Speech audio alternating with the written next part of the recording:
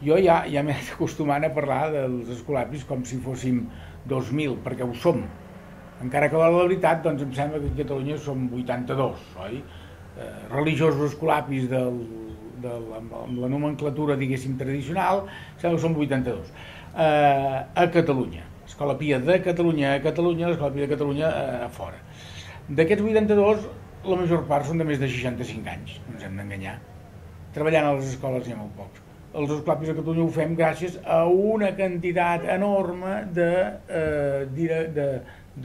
laics, en diuen seglars. No, són persones que treballen amb nosaltres i que en aquests moments, quants escolapis hi ha directors de les 19 escoles? Cap. Totes les escoles estan dirigides per un laic o una laica. Hi ha un director o una directora, hi ha uns equips directius, uns equips administratius, uns equips pastorals, tot funciona molt amb equip.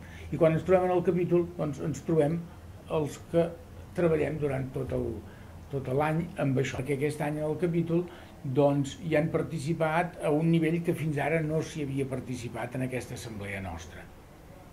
En aquesta assemblea, els escolapis hi participem un grup d'escolapis, que en aquest any va resultar ser una tercera part, per obligació. El provincial, els rectors, hi ha alguns càrrecs, pel seu càrrec tenen l'obligació de rendir comptes. Alguns diuen que hi van per dret, bueno, doncs vagi per dret o per obligació. Un altre grup hi va per elecció. Els escolapis entre nosaltres fem unes llistes llargues i busquem i surten les 14 persones 17 persones, 17 per obligació, 17 per elecció i 17 per designació. Varen designar a 17 laics o laiques que ens ajudessin a fer aquesta avaluació. Però tot eren persones que durant l'any, durant els 4 anys, hem treballat conjuntament. De fet i de dret, què vol dir? Vol dir que és la primera vegada que participaven en una avaluació del projecte i en una programació. Per què tants laics? Per dos motius. Primera, si fóssim com abans, que només els religiosos podem portar una escola només amb religiosos, de les 19 escoles en tindríem una o una i mitja, no ens enganyem. Segona, el model d'església després del concili ha canviat molt seriosament. I els escolapis ens ho vàrem creure des del principi. Per exemple, vàrem sortir la major part de comunitats escolàpies, no vivim a l'estructura de l'edifici escolar com vivíem. Vam anar a viure a fora, amb domicilis, en un carrer, amb un número, en un pis, en un lloc, per estar més amb la gent, amb la normalitat de la societat. Això per un cantó. I per un altre cantó, perquè el model d'església és més de poble de Déu, és que entre tots fem església, no ho fa només un, el que és capellà o el que és religiós, no. Per model d'església ens sembla que la responsabilitat, la iniciativa, el projecte d'església és exclusiu d'aquí, de ningú, és patrimoni de tots. L'escola ha de tenir un grau d'excel·lència, ha de tenir una qualitat, l'escola ha de tenir un nivell i l'escola ha de cobrir a la vegada tots els aspectes de la persona, no molts, sinó tots. Som escola cristiana, naturalment que som escola cristiana. Som escola cristiana només pels cristians? No. Som escola cristiana per tothom. Quan dic això vull dir que l'escola és la que ha de ser cristiana. És la que ha de tractar els alumnes amb pau, amb justícia, amb amor, amb atenció, amb tot. No confondre escola cristiana amb, amb una escola de només activitats religioses. No. És una activitat per la vida i és tota la vida la que ha d'estar ensenyar a llegir el món i tenir criteris per viure en el món amb criteris propis d'una persona que fa anar el cap i que es desenvolupa.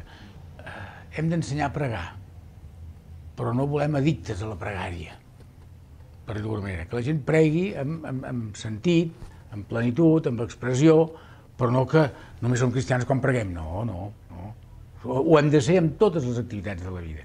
I llavors l'escola està oberta i justament ara en aquesta última reunió que hem fet en el capítol provincial i en l'assemblea anterior que havien fet les escoles s'intenta treballar molt més en el món interior, en el món espiritual, i s'intenta per què? Perquè és una dimensió espiritual, no només perquè estigui de moda, sinó perquè en el moment actual és la que més necessitem.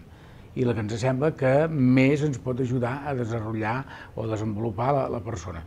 Què tenim? A nivell d'edats de tot, a nivell d'ensenyaments molt variat, primaris, secundaris, batxillerats, en alguns llocs hi ha batxillerats de totes les especialitats que hi ha avui dia, i després a nivell d'alumnat, doncs també, per exemple, em sembla que és a Tàrrega i a Olot, que hi ha el 30% d'immigrants. Amb altres escoles n'hi ha més, amb altres n'hi ha menys. De què depèn això? Del barri on està situada l'escola, oi? Aleshores, segons el lloc, els alumnes estan totalment barrejats. Barrejats què vol dir? Que hi ha una barreja de cultures, hi ha una barreja de procedències, hi ha una barreja de religions, hi ha una barreja de tot. Per tant, jo em sembla... Podria haver-n'hi més, podria haver-n'hi menys, això és com molt discutible. Hi ha la que hi ha i estem oberts a tota la que hi hagi. Ens sembla que l'escola ha de ser per la societat on estem, no hem de seleccionar ningú. Hi ha escoles que diuen que són cristianes i tot, i els nois van a un cantó i les noies van a un altre.